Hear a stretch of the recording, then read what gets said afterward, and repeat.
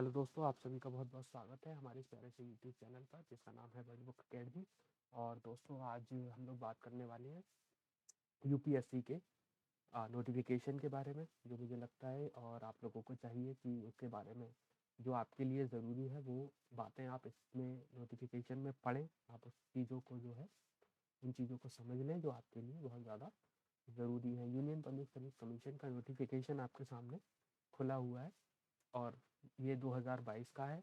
हालांकि लगभग नोटिफिकेशन हर साल सेम रहता है, लेकिन परीक्षा की डेट्स जो हैं वो हर बार आगे पीछे होती रहती हैं, जो कि लगभग मई के महीने में आपका जो मई का महीना होता है उसमें जो है लास्ट वीक में आपको एग्ज़ाम देखने को मिलता है।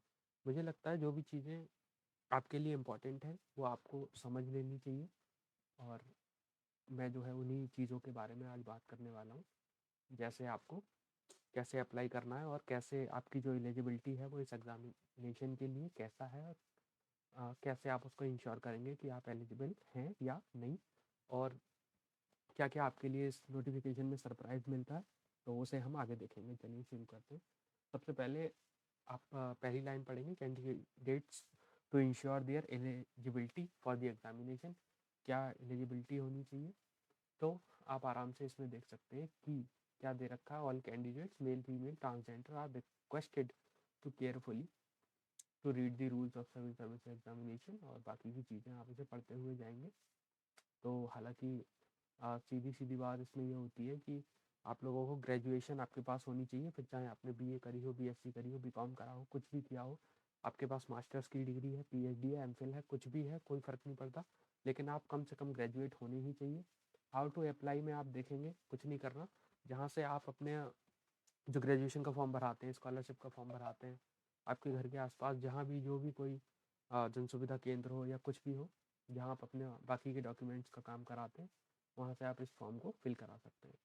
Last date receipt of application, कुछ नहीं करना होता। बेसिक चीज़ें ये है कि आपको जो है बस दुकान पर पहुँच जाना है और आपको फॉर्म भर के दे दिया जाएगा।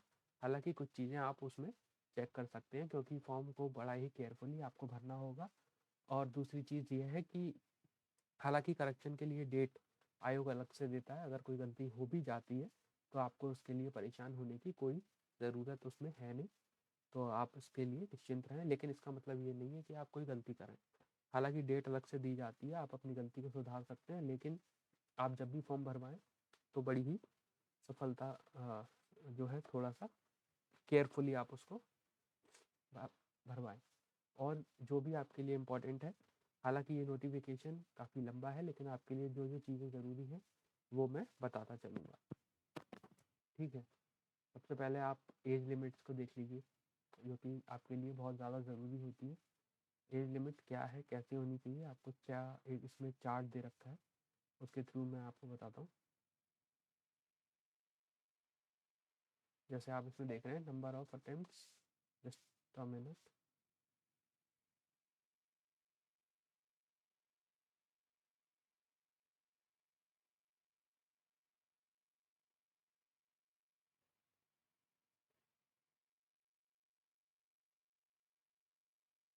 एज लिमिट आप यहाँ देख सकते हैं, देखिए 21 years and must not have attend the age of 32। मतलब आपकी जो कम से कम एज होनी चाहिए वो 21 ईयर होनी चाहिए। इसमें candidate must have attend the age of 21 years, और आप अधिक से अधिक कितने होने चाहिए, 32 ईयर्स से ज़्यादा आपकी एज जो है इसमें नहीं होनी चाहिए। आप मान लीजिए, जिसमें इसमें एग्जाम्पल भी इन्होंने दे रखा है, जैसे आपको 2022 में एग्ज़ाम देना है, तो 2022 तक 1 अगस्त तक आप 21 साल के हो जाने चाहिए। जैसे इसमें इन्होंने बताया कि अगर आपको 1990 में अगर मान लीजिए आप हैं और आपको 21 साल में एग्ज़ाम देना है, तो 2011 तक आपको जो है हो जाना चाहिए, कितने का, 21 साल का। दूसरी चीज़ क्या है कि 1990 तक आप हिसाब लगाएंगे, 32 साल कंप्लीट हो जाते हैं, कहाँ से, 2001 से और 1990 तक। तो इस बीच में आपकी जो एज है वो 21 साल से ऊपर होनी चाहिए। और जैसे मान लीजिए कि आपको अभी 2023 में एग्ज़ाम देना है, और जो एग्ज़ाम इस बार हुआ 28 मई को हुआ, और आप लगभग मान लीजिए कि अभी आपकी 21 साल होने में 6 महीने कम है। मान लीजिए आप नवंबर के आसपास 21 साल के होंगे, तो आपको ये साल छोड़नी पड़ेगी। आप इस साल में एग्ज़ाम नहीं दे सकते क्योंकि आपका अभी 21 साल पूरा नहीं हुआ है। तो उस चीज़ को आप यहाँ पर देख सकते हैं। कम से कम एज आपकी 21 साल हो, अधिक से अधिक जो एज है वो आपकी जो है 32 साल होनी चाहिए।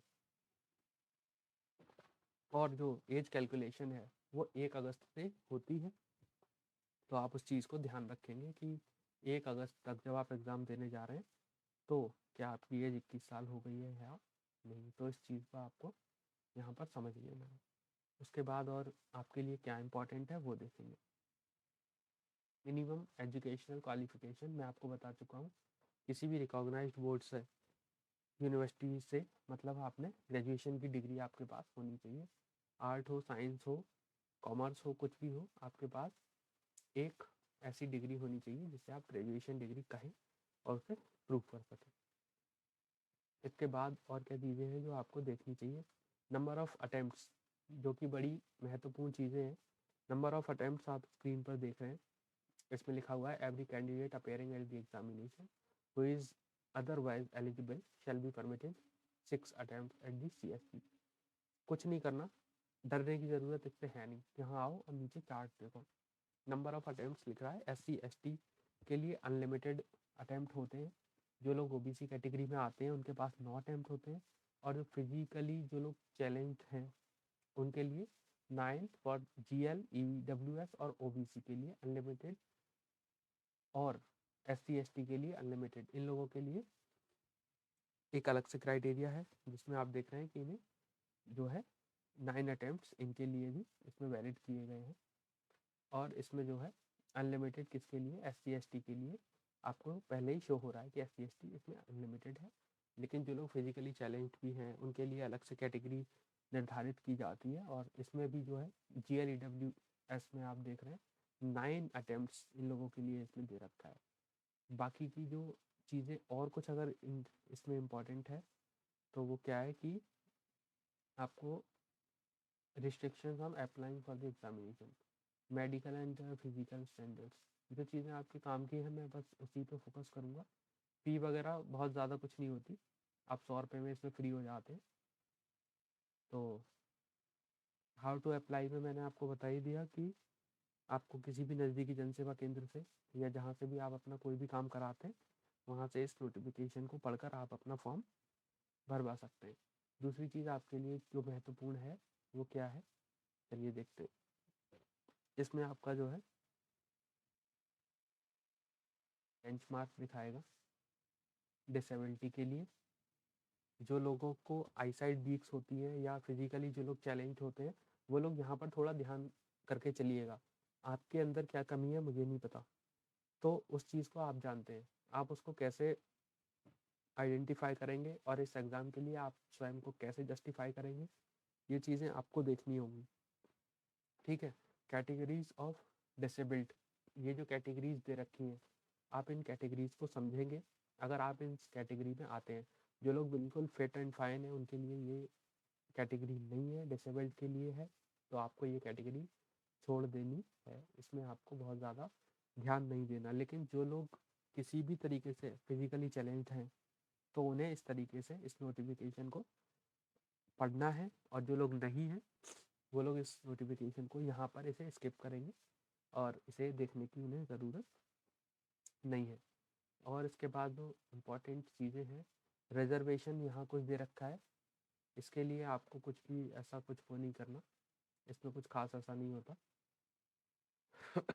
बाकी जो चीज़ें इम्पोर्टेंट है मैं उसके साथ साथ आपके लिए जो है चल रहा हूँ।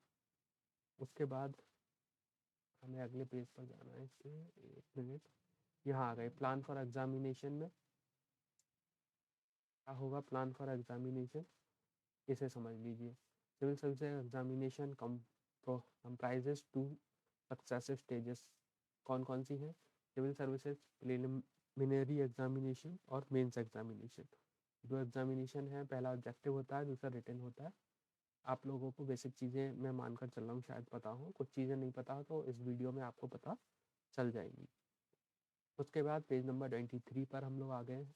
और यहाँ पर आपको जो है शेड्यूल दिखाई देगा, एक स्कीम आपको दिखाई दे रही है, section second scheme and subjects for the preliminary and main examination के लिए। प्रीलिमिनरी एग्जामिनेशन के लिए क्या क्या चीज़ें इंपॉर्टेंट है ये बोल रहा है। पेपर्स ऑफ 200 मार्क्स का होगा, मतलब दोनों पेपर ईच पेपर 200 मार्क्स। तो इसमें 2 पेपर होते हैं। पहले में आपको क्या करना है, 200 मार्क्स का है दोनों पेपर, ठीक है। उसके बाद क्या होगा, आपको जो पेपर मिलेगा मल्टीपल चॉइस क्वेश्चन है और 2 आवर में आपको कंप्लीट करना है, ड्यूरेशन इसमें लिखी हुई है। सेकंड पेपर में आपको क्या करना है कि केवल आपको 33% ही इसमें जो है लाना होता है, तो आप उसको जो है थोड़ा सा देखकर चल सकते हैं। उसके बाद क्या है, मेंस एग्जामिनेशन के लिए आप क्वालिफाइंग पेपर्स को सबसे पहले चैलेंज करेंगे। One of the language, Indian language, to be selected by the candidate from the languages included in the 8th schedule to the constitution। 300 marks का ये पेपर होगा, क्वालिफाइंग होगा। इसके जो नंबर होते हैं वो मेरिट लिस्ट में काउंट नहीं होते।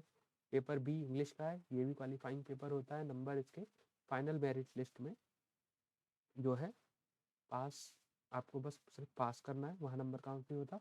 और इन दोनों ही पेपर में आपको जो है 25% अंक लाने होते हैं। 25% के साथ आप इन दोनों परीक्षाओं को पास कर सकते हैं, जो कि कंपलसरी है।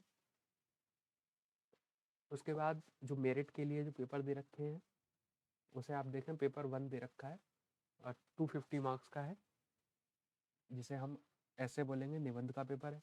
उसके बाद पेपर 2 250 मार्क्स का। उसके बाद पेपर 3 250 मार्क्स।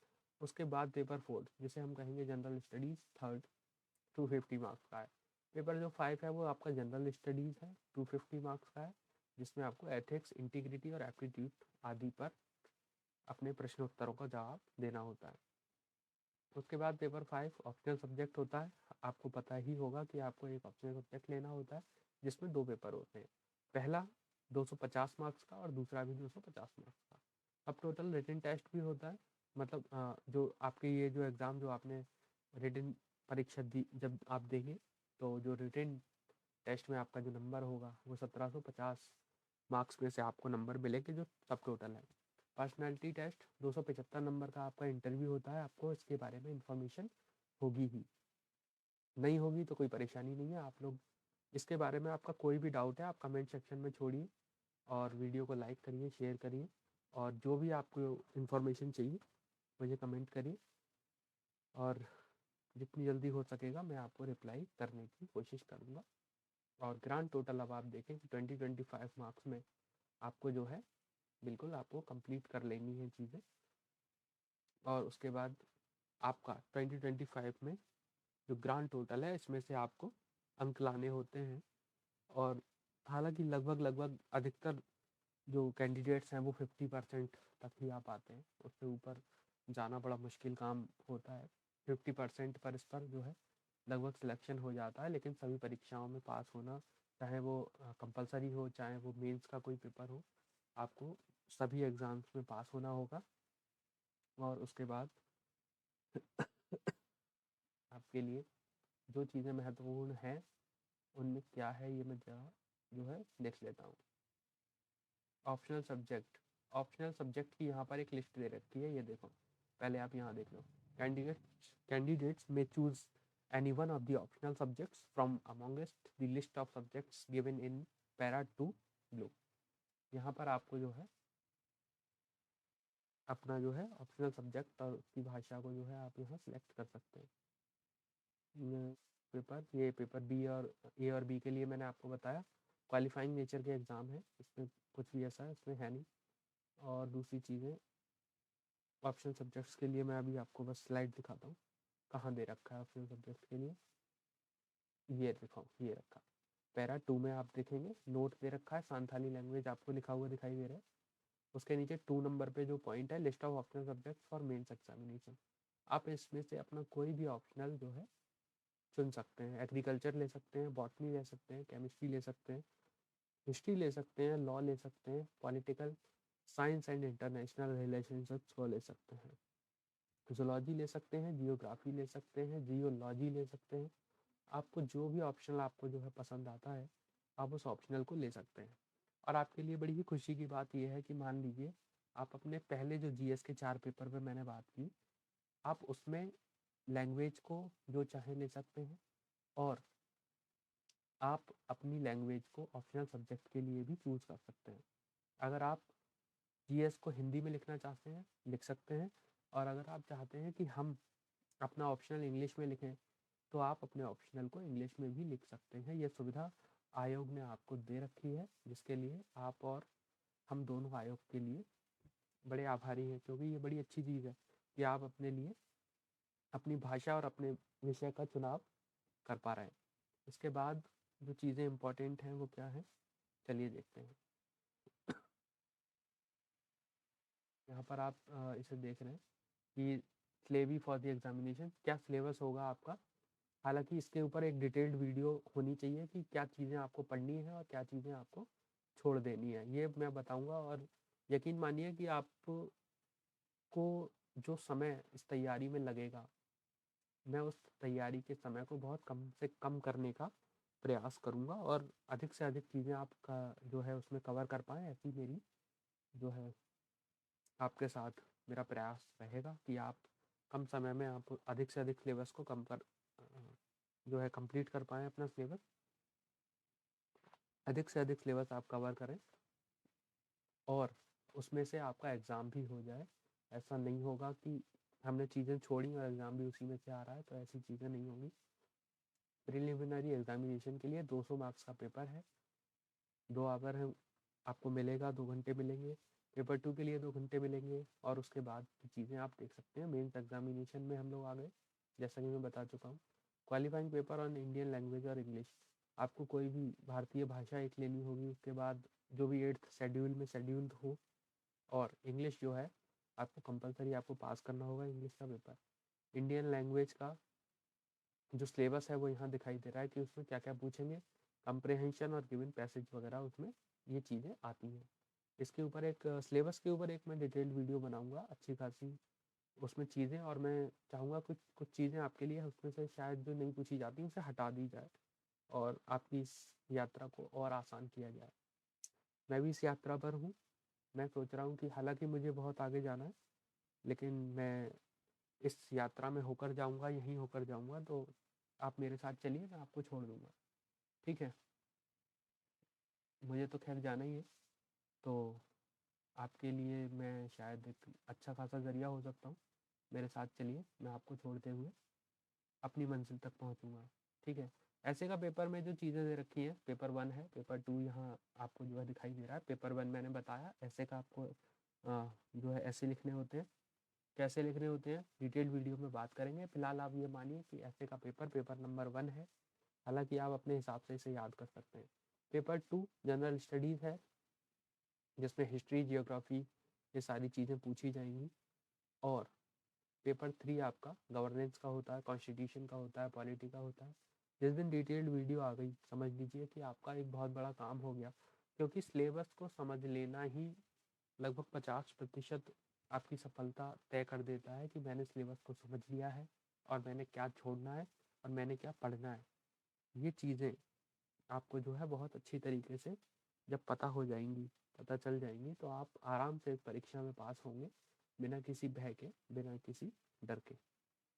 उसके बाद आपके लिए और क्या इम्पोर्टेंट है, मैं देखता हुआ चल रहा हूँ। जो भी आपके लिए चीज़ें इंपॉर्टेंट है मैं बताऊँगा। जो पेपर 4 है जनरल स्टडीज़ में, इसमें क्या है कि टेक्नोलॉजी से संबंधित प्रश्न पूछे जाते हैं। Economic development, biodiversity, environment, security and disaster management जैसी चीज़ें जनरल स्टडीज़ पेपर 3 में पूछी जाती हैं। जीएस का पेपर 3, और पेपर वैसे अगर हम काउंट करेंगे तो ऐसे को लगाकर ये 4 हो जाते हैं, ठीक है।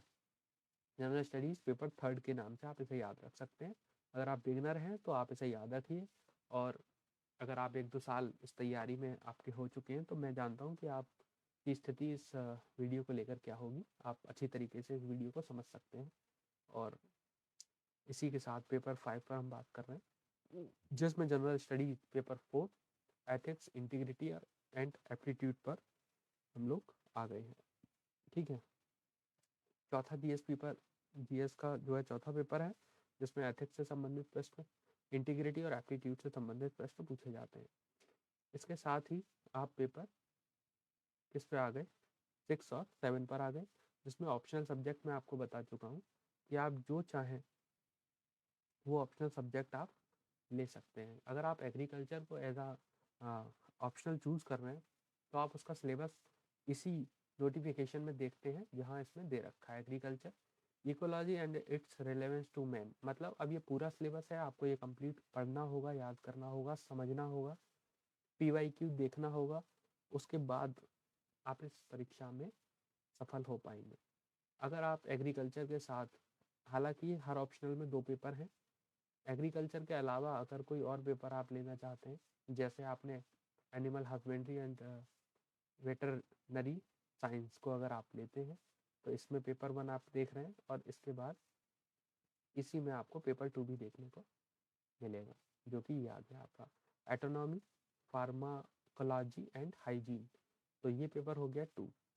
इसी तरीके से अगर आप कोई और भी पेपर लेना चाहते हैं, जैसे मान लीजिए आपने पेपर लिया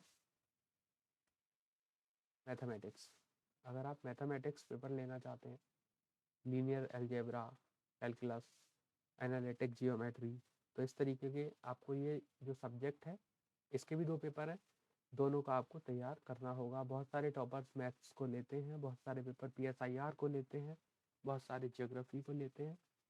आपको वो सब्जेक्ट लेना है जो आपको सूट करे, जो आपको अच्छा लगता है, जिसके साथ आप अपना समय बिता सकते हैं, जिसे आप साल, 1.5 साल, 2 साल तक पढ़ सकते हैं, जिस सब्जेक्ट के साथ आप खुश हैं, आप उस सब्जेक्ट का चुनाव करिए। हो सकता है कोई आपसे कहे कि यार ज्योग्राफी बड़ा अच्छा सब्जेक्ट होता है, सब जगह काम आता है, निबंध में भी काम आ जाता है, पैसेज में भी काम आ जाता है, कंप्रहेंशन सीसेट में काम आ जाता है, डिजास्टर मैनेजमेंट में, इकोलॉजी में, एनवायरनमेंट में, ऐसे में, हिंदी कंपलसरी, पता नहीं कहाँ कहाँ लोग बता देते हैं कि हर जगह काम आता है। हालांकि आता है, ठीक है, लेकिन अगर आपको जियोग्राफी समझ नहीं आता तो कोई मैटर नहीं कर रहा चीज़ें, आपको जो सब्जेक्ट पसंद आए आप उसी सब्जेक्ट के साथ जाइए और वो आपको नंबर भी दिलाएगा और सिलेक्शन भी, तो आप उसी के साथ जाइए। इसके अलावा अगर आप कोई और सब्जेक्ट लेना चाहते हैं तो आप उसे भी ले सकते हैं। ऐसे एक और मैं आपको दिखाऊं, वेट कीजिएगा थोड़ा सा। जैसे ये आपका बायोलॉजी, अगर आप जूलॉजी को एज अ ऑप्शनल लेना चाहते हैं तो जूलॉजी का पेपर भी आप देख सकते हैं। Zoology paper 1 non chordate and chordates के लिए आप इसको देख सकते हैं। और हालांकि दोस्तों मैं आपको बताऊं, मैंने BSc जो करी है वो मैंने जो है जूलॉजी, बॉटनी, केमिस्ट्री के साथ की है, और मेरा भी जो ऑप्शनल है वो मैं PSIR के साथ जाता हूँ। तो लिंक कुछ भी नहीं है। हालांकि पहले मैं ऑप्शनल जियो, हाँ, इसमें जूलॉजी लेना चाहता था, वो चीज़ें अलग हैं। खैर आपके साथ में क्या शेयर करूँ, छोड़िए। लेकिन मैं आपको बता रहा हूँ, जो भी आप ऑप्शनल लेना चाहते हैं लीजिए। ऐसा कुछ नहीं है कि इसमें नंबर कम आते हैं या कुछ भी चीज़ें ऐसी, कुछ भी चीज़ें ऐसी नहीं होती। और इसी के साथ आपके लिए अगर कुछ भी इम्पोर्टेंट इसमें मैं देख रहा हूँ, अगर कुछ भी आपके लिए इम्पोर्टेंट है तो मुझे लगता है कि आपके लिए छूटना वो नहीं चाहिए। एक अपेंडिक्स यहाँ दे रखा है कि किस तरीके से आपको शीट को भरना चाहिए। तो आप शीट कैसे भरेंगे, अपना जो है पेन कौन सा लेंगे ये आपको डिसाइड करना है, गोले किस तरीके से भरे जाएँ इसमें, तो ये सारी चीज़ें आप देख सकते हैं। Certificate regarding physical limitation in an exam mind to write, तो ये जिस उन लोगों के लिए है जो अपना जो है मेडिकल सर्टिफिकेट वगैरह इस्तेमाल करते हैं, तो वो इस चीज़ को देख सकते हैं। ठीक है, इसके अलावा मुझे और कुछ ऐसा इसमें नहीं लगता कि शायद इम्पोर्टेंट है। तो काफ़ी सारी चीज़ें इसमें मैंने जो है आपके साथ डिस्कस करी हैं। और हालांकि जब भी हम इसके जो है सिलेबस पर बात करेंगे तो एक कंप्लीट वीडियो मैं सिलेबस पर जो है ज़रूर लेकर आऊँगा। इसमें आपको कहीं भी कोई भी डाउट हो, आप कमेंट सेक्शन में जो है अपना कमेंट को छोड़ सकते हैं। मैं कोशिश करूँगा कि 48 घंटे में या और उससे पहले अगर जल्दी हो सके तो मैं पूरी कोशिश करूँगा कि आपको जो है अधिक से अधिक आपका समय ना लगे, क्योंकि मैं जानता हूँ कि आप किस परीक्षा की तैयारी कर रहे हैं और आपकी आवश्यकताएं क्या हैं। तो बस भरोसा रखिए मेरे ऊपर, उसी रास्ते पर हूँ और आपको रास्ते में, हालांकि मुझे आगे जाना है, तो मैं आपको छोड़कर अकेले तो नहीं छोड़ूंगा लेकिन आप मेरी बात को समझें। मैं जा ही रहा हूँ तो आपको छोड़ने में क्या हर्ज है। बस चलिए मेरे साथ। तो आप सभी का बहुत बहुत धन्यवाद कि आप लोग वीडियो के अंत तक बने रहे। वीडियो के लिए आप सभी को जो है बहुत बहुत शुभकामनाएं। आपके लिए ये वीडियो सफल हो, और वीडियो को लाइक करिए, शेयर करिए। इसी के साथ फिर मुलाकात होगी किसी और नए टॉपिक पे। तो thanks for the watching the video. Like, share and subscribe the video. Thank you.